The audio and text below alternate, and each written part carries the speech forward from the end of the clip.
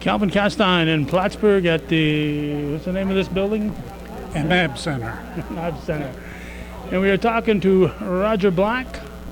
I don't know a whole lot about what we're going to be listening to, but when Helen Nurska tells me that Roger Black's talking, I want to be there. Yeah. It's the theme of the talk is about the dedication of the Bridge Street Stone Arch Bridge. That was November 11th, 1930. To be honest, it was an impressive event, but it wasn't historical in terms of Plattsburgh. But there are terrific photos, and it's really just an excuse to show those photos. So I put something together around it. There was an iron bridge that it replaced, and I have a lot of photos of that, and then the photos of the dedication and the photos of the Stone Arch Bridge itself. Yeah, that was it's a pretty impressive scan there for a bridge in a city, and I think the older bridges had the thing on the rails over the struts, top. yeah. What are they called? The struts. Struts, okay. And the iron bridge, as it was known, or the old iron bridge, it had the struts, and it was a lot narrower. So really, it was kind of like you look down Bridge Street, and then you went through this narrow, dark thing, and when it was replaced, it opened it right up, and I'll show that with some side-by-sides. Okay, now I know Route 9 goes into Margaret Street and then follows along by the lake shore here. Was that Route 9, or did Route 9 go to the end and then turn and go across the other bridge?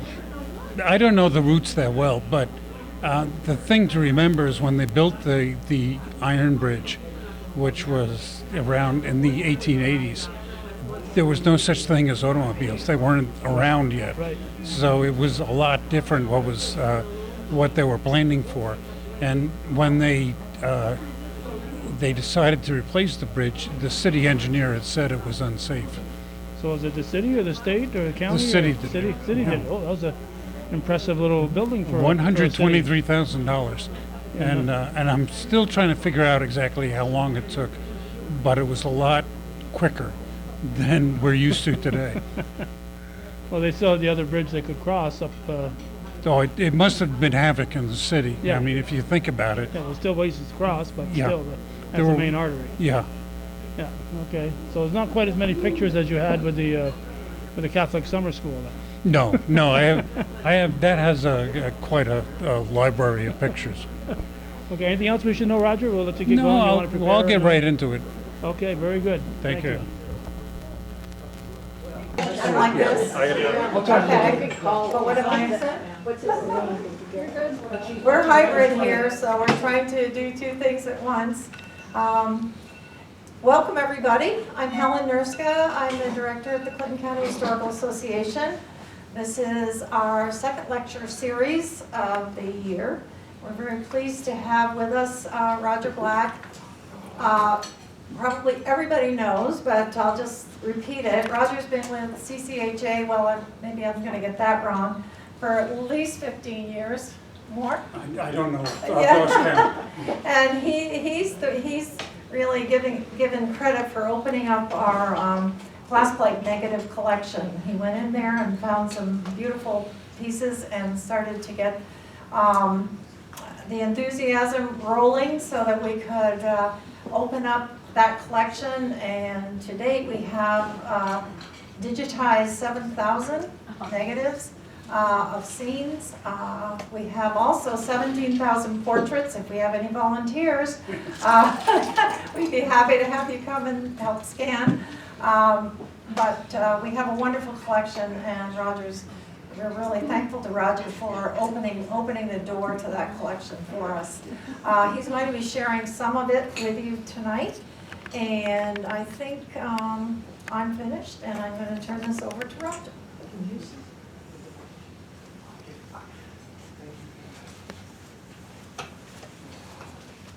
Thank you, Helen. I am Roger Black. Helen gives me a lot of credit for the photos, and I have become really enthusiastic about them.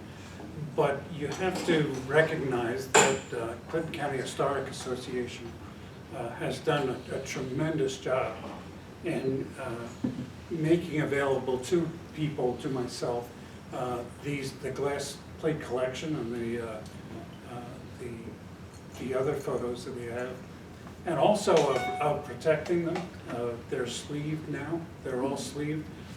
They've done a wonderful job categorizing them or labeling them, and it made it, from when I first came to CCHA, which was to find out if they had any photos of the Catholic Summer School of America. I was a Cliff Haven resident still then, and I just wanted to learn a little bit about the history of that.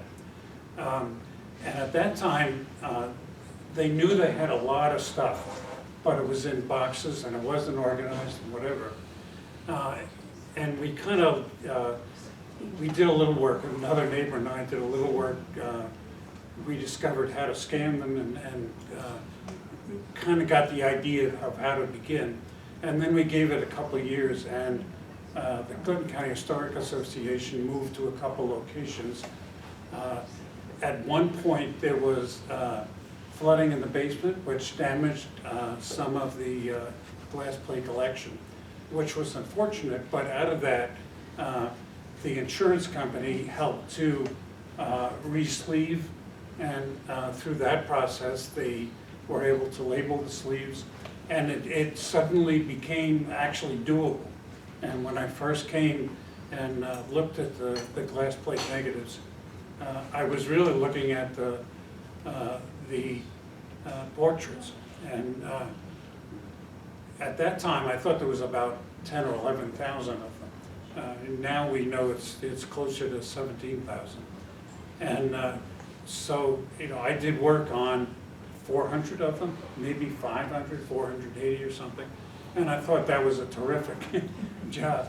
Now there are people in the museum that are doing a tremendous job of scanning and categorizing and describing, captioning, putting them on Excel sheets. So the CCHA really deserves credit for what they've done with these photos, and I'm forever grateful to them for it, because I love these photos. They're really neat. You'll hear me from time to time talk about my photos, and that's not fair. They're not my photos, they're everybody's photos, and they're under the protection of the Clinton County Historic Association.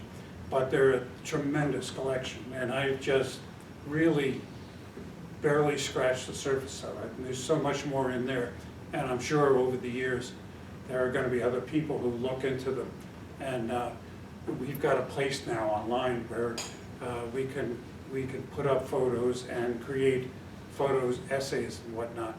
So I'm really looking forward to that. Anyway, enough of that. It's about a tale of two bridges that brings me here tonight. And I should say up front that the dedication that is at the heart of this presentation was November 11th, 1930. And it was impressive. It was 5,000 or 6,000 people, and you'll see the crowds there. But it wasn't, in my mind, it wasn't a historic event for Plattsburgh, but they did take a lot of pictures. And the museum, in the archives, there are a lot of photos. There are also photos of the bridge that was there before and after. And that's really my excuse for the whole talk, is just to show these photos. And there's one particular photo in there that I'll say right up front, that of all the thousands of photos I've seen, it has to be in the top 5 of all the photos. It just has so much in it. It's such a neat photo. And we'll get to that, I promise. But for now, I'll talk about, actually, I to the credit of the Press Republican and Robin Cordell, who did a terrific article for us, she went further, and she pointed out a couple things that I wasn't all that aware of. There were actually 4 bridges where we have the Bridge Street Bridge now, The first one was significant in the War of 1812. It was a wooden bridge. And with the British coming from the north, the militia in Plattsburgh figuring out a way to stop them or delay them, looked at and realized that it was the Saranac River that was going to be the obstacle that they would have to cross. And that was the place to stop them. So what they did with the Bridge Street Bridge, I'm not sure about other bridges, but with that bridge, they tore the decking off the bridge, which made it a lot more difficult for the British to cross, to the point where as they would try to cross the stringers on the bridge, the riflemen of the militia would be trying to pick them off. So it did create a really big obstacle for the British. Of course, the victory of McDonough in the Bay it changed everything, and I don't think they ever did cross. I may be wrong there, but then the British decided, well, they'll go back to Canada, and made for a major victory for Plattsburgh. There was another bridge, and I know nothing about it, that replaced the one that they had in the war. And then in the mid-1880s, I think, the iron bridge was put in there. And I have photos of that. The old iron bridge, and as you can see, if you look at the photo, it has one support in the middle. It has the struts over the bridge, and you can't tell in this picture, but it's quite a bit narrower than the Stone Arch Bridge. This is the iron bridge from the side. This would be from the south, and on the left, you can see that one building is the Isaac Merkel building, and he sold liquor. And one of the things that you'll notice as the presentation goes on, there is towards in the top floor of that building, there he talks about his product, and he talks about liquor. And in later photos during the Prohibition, the sign, they paint over the word liquor. And that gives you a clue, and that's one of the things I love about these photos, is figuring out dates and whatnot. And you can tell by when it was painted over that it was during Prohibition. So it was either the 20s up till whatever that was, 32, 33. So you can look at that. The reason that they replaced the bridge, I think in a way that they wanted a better bridge in any case, but the city engineers said it was unsafe. And if you think about it, in the 1880s, the automobiles weren't a thing yet, so they really hadn't designed the bridge for for automobiles. They did know that horse and wagon can be very heavy, but the usage of automobiles crossing the bridge all the time, I'm sure, did its damage. Plus, an iron bridge would age a lot more quickly than a stone bridge. You can see on this side, and I have other photos of it, but underneath the bridge, there's scaffolding of some sort, and it's kind of hanging down. The way I heard it described, and I can't remember where, I think it was maybe in an editorial of the Plattsburgh Press, but it was described as an elegant bridge. And I like that term, I really do.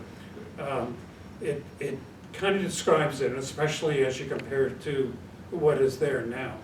Now, on the far right of this photo, you'll see a building, or the corner of a building, and it shows up in many photos.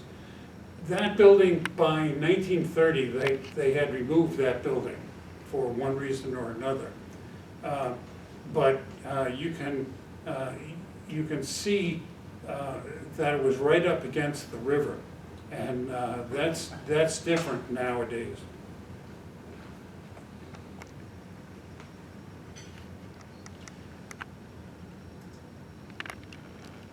We have another view. This shows the view of the bridge from, it would be, I think, the northwest corner. It would be about where the dam that dammed up the river. And that's something that you don't think of now, but you'll see other pictures of it later in the presentation. And it was quite a bit different, the river, because there was a dam on, I'd say, I don't know, about 10 feet high maybe. There were, they powered turbines on both sides of the river, I understand. And that would explain at least why, where the municipal parking lot is now. That was at one time much more of an industrial area. And I think the water power is, or I'm sure it's one of the reasons.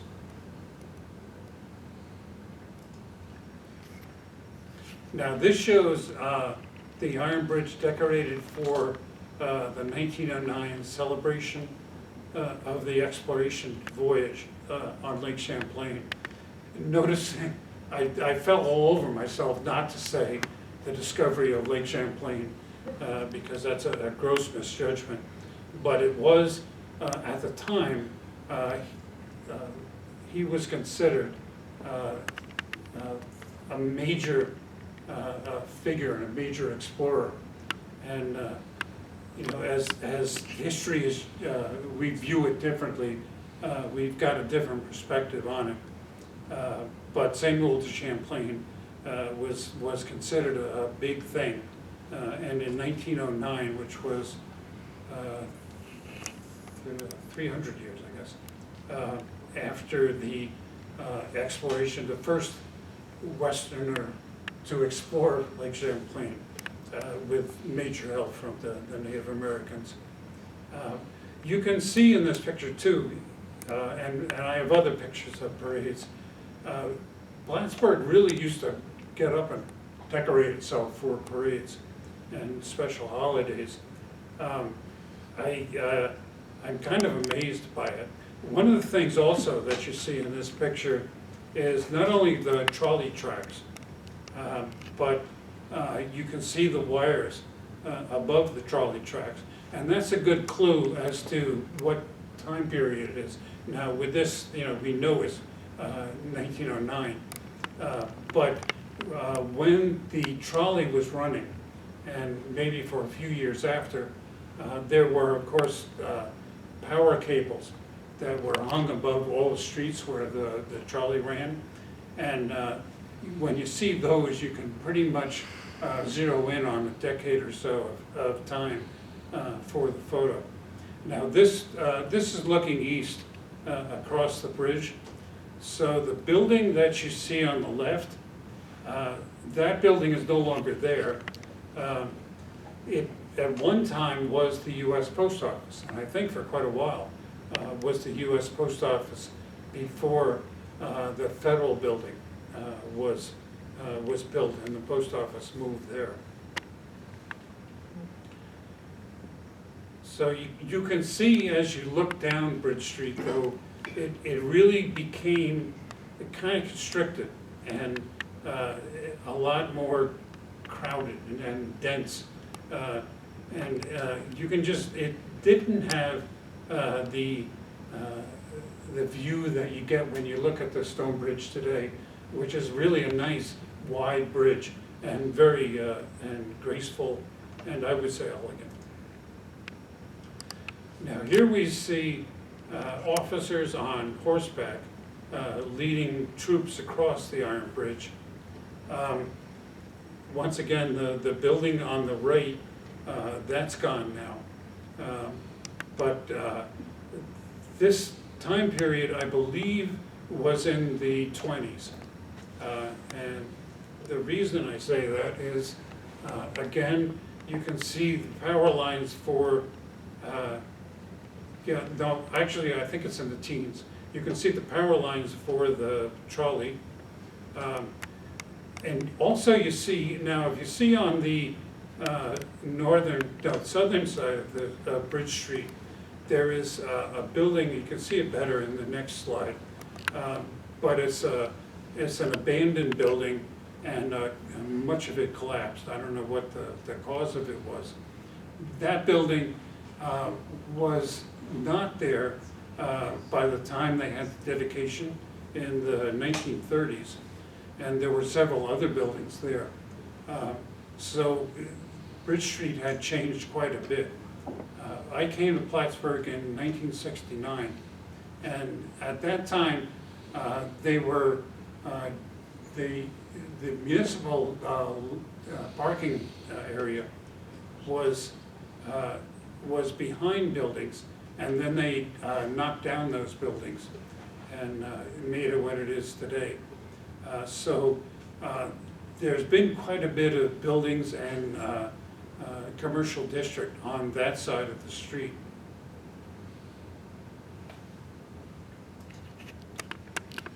This is, I think, the same parade, and now you can see in the center of the photo that collapsed building or abandoned building, and that would have been all taken out of there and new buildings put in there. And this was a thriving commercial district, not only Margaret Street, that was the center of it, but also down Bridge Street on both sides. And then you've got City Hall on City Hall Place off on the right. So there was a large commercial district there, and what I read in the, I think some editorials in the Plattsburgh Republic or Plattsburgh Press, was the bridge was seen as a really stopping commerce coming down Bridge Street. It just made for a kind of something that stopped the traffic, I think, from crossing the bridge and becoming more retail oriented. Now this bridge, this photo too, if you look at it closely, I think the photographer is, not I think, I know he's up on the strut. And you know, they didn't have small cameras back then, they were really big cameras. And so that had to have been a really precarious position. I commend the photographer for doing that. And it gives a good picture, I think.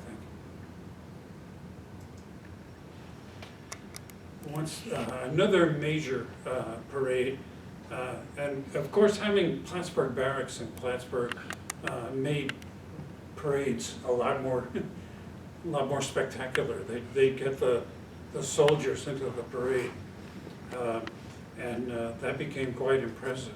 This is going up Bridge Street from the southern end of town. You'll see City Hall Place about halfway down on your left, and you can see how well they decorated the town, and I've noticed that with the Catholic summer school too. When the holidays came around, people really went all out.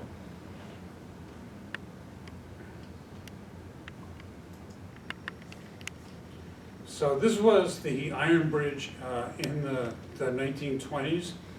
You can figure out the decade by there is no, on the building on the left, during the dedication and right after it, there were big signs for Ginsburg Furniture. But they haven't put that up there, so we know it's before then. And in the word liquor is painted over on the Isaac Merkel building on the right because of Prohibition.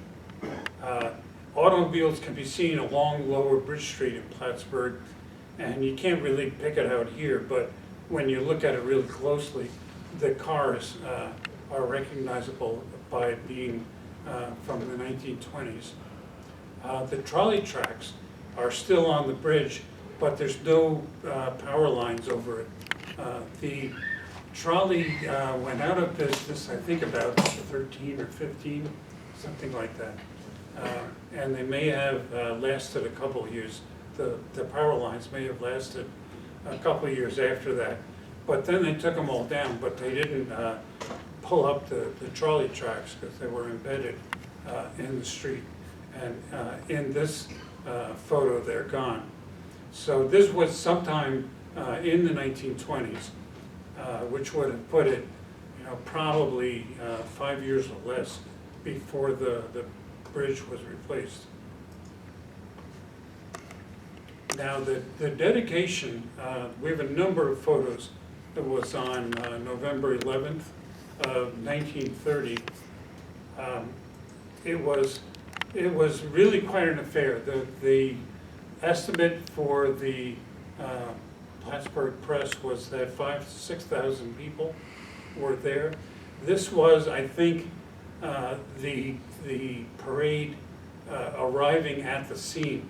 It started at City Hall, I think, and went down City Hall Place, and then took a left and went down and stopped. So it wasn't that long a parade, but it was big. And we'll get into that. At this point, the photographer's taking pictures about as fast as he could back then, which wasn't very fast. But you can see that the marching band, which is the orchestra from Plattsburgh Barracks, is getting seated. They have this ribbon that you see in the front is where they've closed off the bridge itself. Because up until this point, no one had crossed the bridge. Nobody in public had crossed the bridge or used the bridge. It had been under construction, and I can't imagine how it screwed up the city in terms of traffic. I did read some articles that it was causing some problems. I still am trying to find out, and I haven't been able to confirm when construction actually started, when they actually closed the bridge, the old iron bridge, and then took it down before they started building the rest of it. We don't have photos, and I wish we did, but we don't have photos of the construction. I think that would be fascinating to see. But for a while there was no through traffic on Bridge Street, and that had to have caused huge headaches. This, I thought at first, this was Upper Bridge Street, but it's not. It's looking at the eastern end of the bridge. And so these people came from the southern area of the city, probably the historic district, and then south of there, and got as far as they could to get to the dedication, which would be the eastern end of the bridge. You can see what I was talking about with the household furniture and the Ginsburg furniture sign. You can see the flag from, just barely, but from the post office. I don't know when that building was taken down. Now, VIPs, there was on the western side of the bridge where the parade ended, there was a speaker's platform, and that's where the VIPs assembled.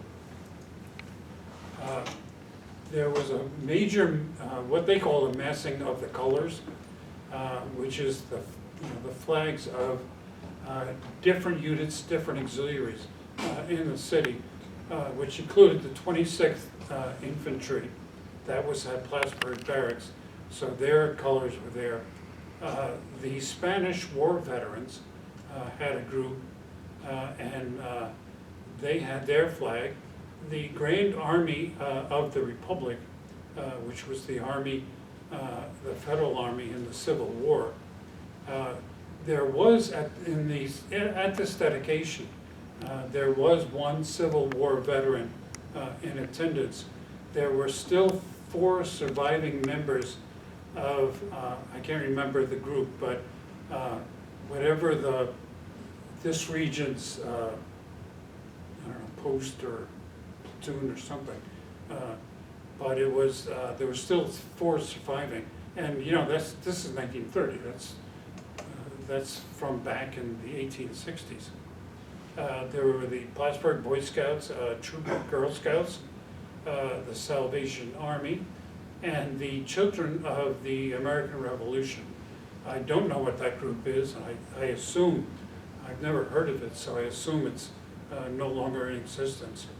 But they were all in that parade, and behind, I think, the orchestra at the front of the parade. And there was, then after the parade, they all grouped together, and they were honored.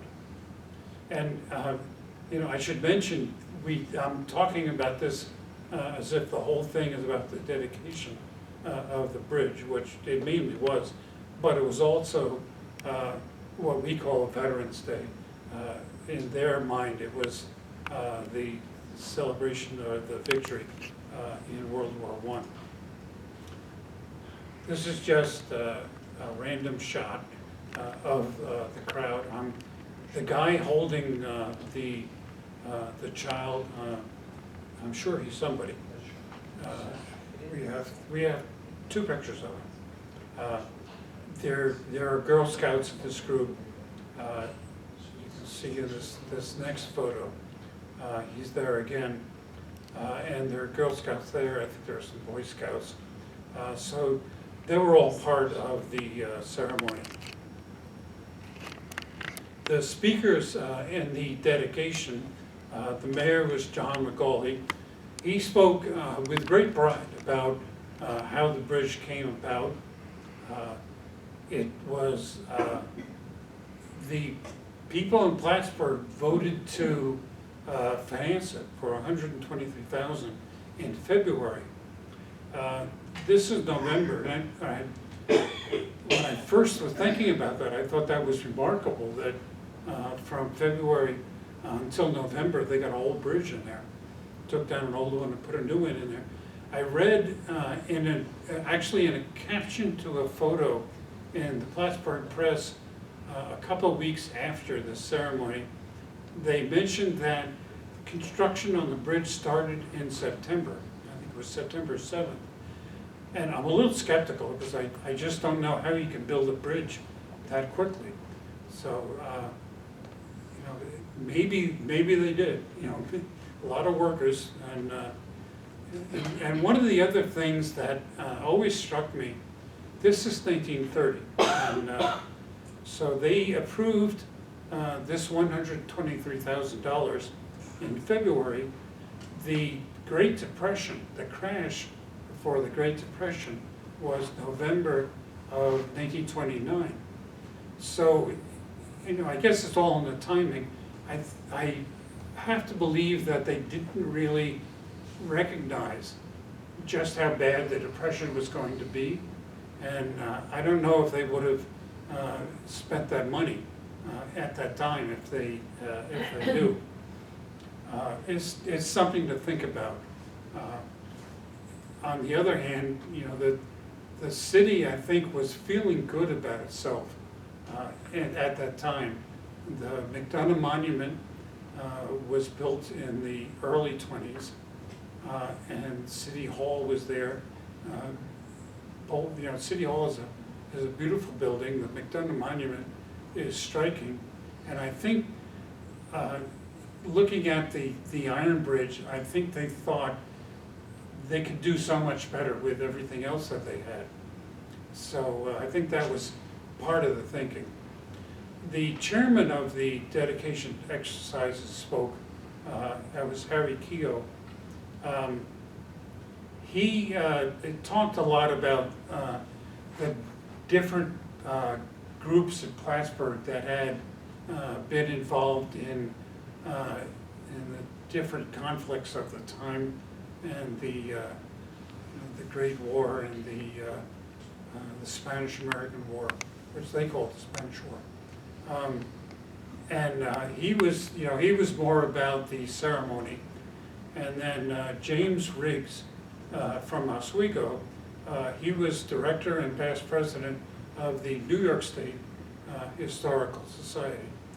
And his speech was all about, it was everything from Champlain coming to the lake and the French and Indian Wars, and all the different contributions that Plattsburgh had made to the history of this country, right up to and including the bridge itself.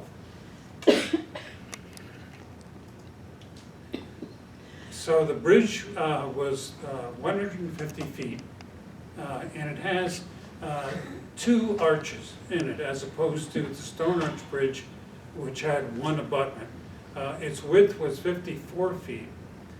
It's built of Katyville sandstone and abutments, with the abutments and arches of reinforced concrete. So you look at the bridge, and I should mention that probably less than 5 years ago, they refurbished that bridge, and I'm sure they fixed it up so it's safer, although it wasn't known to be unsafe. But they cleaned it up a lot, and they sandblasted a lot of the stone, so it looks very striking right now, I think. It was completed at a cost of $123,000. The contractor was J.J. Fitzpatrick and Son of Plattsburgh. One of the things that the mayor had talked about was the original estimate for the bridge was $123,000. And then somehow the engineer came up with a way that they could make it a lot nicer and have it stone covered for that same amount of money. So I don't know whether, so I guess the original $123,000 was a bit overpriced, and maybe they knew that. So it was in February that they voted to approve the money. The Colonel Frederick Stewart Green, who is superintendent of public works for New York State, recommended that Glenn Woodruff be the supervising engineer of the bridge. So he actually, Glenn Woodruff actually designed it and came up with the stone arches and the stone facing. The stone was from a local quarry at the Frankfield property in Katyville. Bridge Street, other improvements included Bridge Street was made wider from the bridge to City Hall Place. The trolley tracks were removed from Charlotte Street to Margaret Street.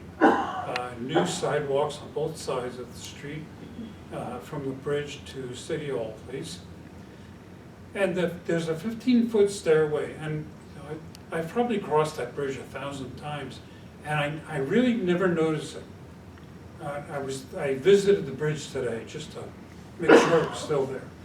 And when you look at that stairway, it really is kind of striking to me, and it really makes the bridge an interesting bridge. But the other thing is, in the 20s, they built McDonough Monument, and when they built McDonough Monument, they landscaped that area into a nice park. There was also, at the time, there was a very nice park that we no longer see across from Smithweed's mansion, which is the lawyer offices now. You look at it now, and it's a very steep hill going down to the river. But at the time, Cumberland Avenue was narrower, and it was routed slightly differently, closer to the mansion. And that slope was a lot gentler. And they had it was a really nice, and I do have some photos, and someday I want to talk on the parks in Plattsburgh, but they had a fountain there that was very, very nice, and it was beautifully landscaped. There was a gazebo there. There was a stone wall along the riverbank, and it was a very nice park. Then there was the other park, the Champlain Monument has a park, and I think there was also some park space across from the Lord House. So the city had a vision, the reason why that staircase is there, of people from Bridge Street would go down the staircase and they could go to the McDonough Park and then eventually up over to Smith-Weed Park and to the Champlain Monument. And that's it's a really nice thought when you think about it, and it makes the image that they had with that bridge and the parks in Plattsburgh and the McDonough Monument and the City Hall, it really makes it seem more impactful to me.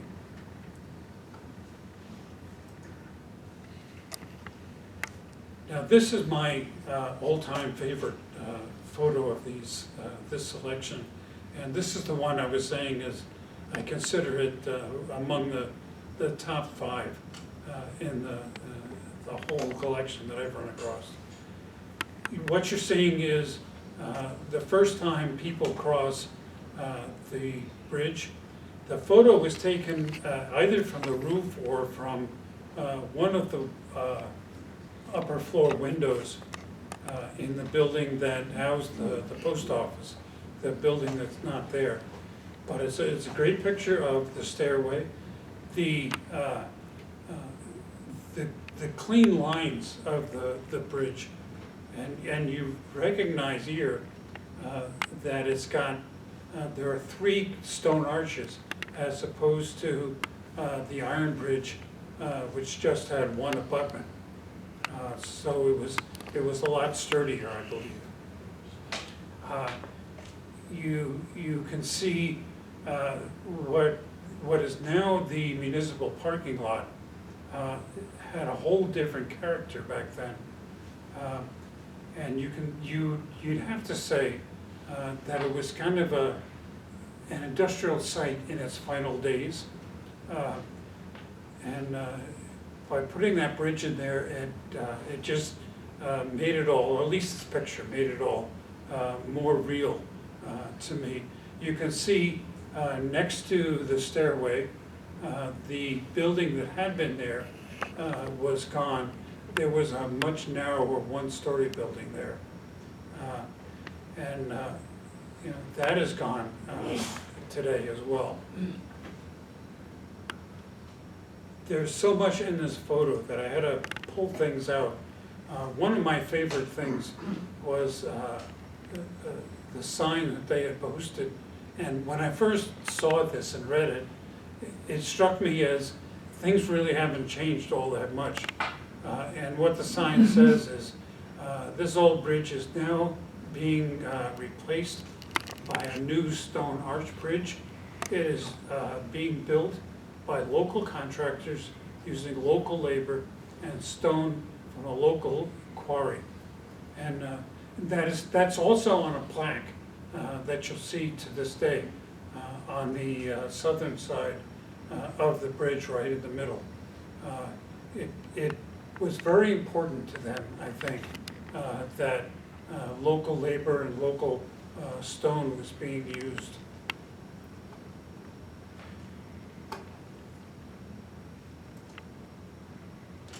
There was also a dam on the Saranac River, and we don't think of it this way now, but I don't know when they took it out, but it made for a much different site there. I would say it's about 10 feet high. When they put it in, it had causeways on both banks, and I'm sure that powered factories at that time.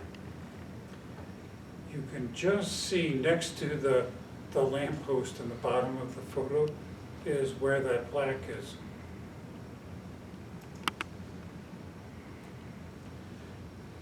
What's now the Lord Street, back then I think it was River Street, and the property east of that street, River Street, was a previous industrial site.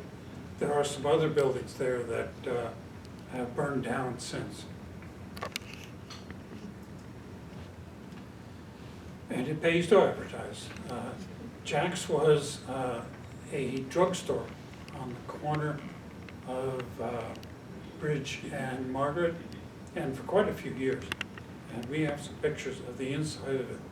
And he did not, he did not lose an opportunity to advertise. This was, I originally cropped this photo because it shows that really the construction wasn't entirely complete on November 11th. But I've also noticed there that abutment that you see in the middle is actually the same abutment that held up the iron bridge. And they used that as part of the, which is clever, as part of the construction for the Stone Arch Bridge. And you have to understand that the Stone Arch Bridge wasn't built of stone, it was built of concrete and then faced with stone. Now this is, this shows you really the difference between the Stone Arch Bridge and the Iron Bridge. The street is so much wider and is just so much, I don't know, open, and it seems like it must have been, to the people of Plattsburgh, it must have seemed like almost a miracle the way it opened everything up. You can see on the right is the Isaac Merkel building. That building is still there, although it is only 2 stories. They took 1 story off of it, and the front has a completely different facade, but it's the same basic building.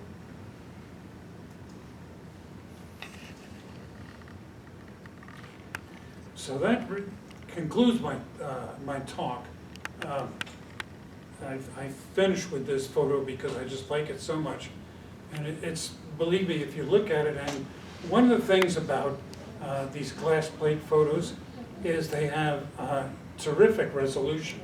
So in this age, you can digitize it at a very high resolution and pick out details in the photos that are really outstanding. And we've been able to do that. And we've got, the museum now has a number of people who work with these photos who have gotten very, very good at it. And I really commend them for it. So any questions? The dam above or below the river, the bridge? It was south. It was, yeah, south. Toward the lake. No, that would be Above north. the bridge, upstream from the bridge. Upstream of the bridge, yeah.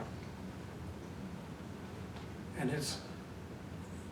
it was used obviously to create enough pressure for the hydroelectric part, or the hydro power. So, and I don't know if when they stopped using that power. That I don't know. That would be interesting to find out. Well, I think they used, mostly it was just water power, running belts and wheels and that kind of thing, because all along in there was part of the factories around Plattsburgh. Yeah. I got some of the old pictures that were done from a Civil War balloon, where a lithographer came and took all of Plattsburgh, and it lists all the companies that were down there. Yeah. Plattsburgh made everything, and that's why they could afford to put bunting up and everything else. I mean, everybody was employed. Yeah, Everybody it was, yeah, I mean, that's interesting to note about the history of Plattsburgh. it had many years where it was a thriving community. And when they brought the railroad up the Champlain Valley, it really helped things, as well. You can also see, if you look from where the old city parking lot was, back towards the Isaac, the Merkel building, you can see a cement wall with a big opening in it, and that's where that water used to travel. Yeah. And run all the things down this side of the lake. Yeah, I knew there was a causeway on that side of the river. Jim Dawson just told me that it was on both sides of the river. But that was earlier, on the west side, it was earlier. Yeah, There's still a penstock down in, underneath, right outside Plattsburgh Water Service, I believe. That's right, that's Big right. bulk made of brick, Yeah, yeah. where that water, that's right. Any other questions? Alan?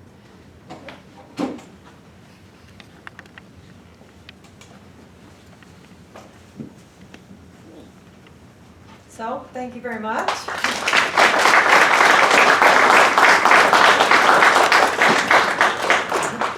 So we've got lots going on. We put our events card out for you to see. If you want to sign up, we'll make sure you get more.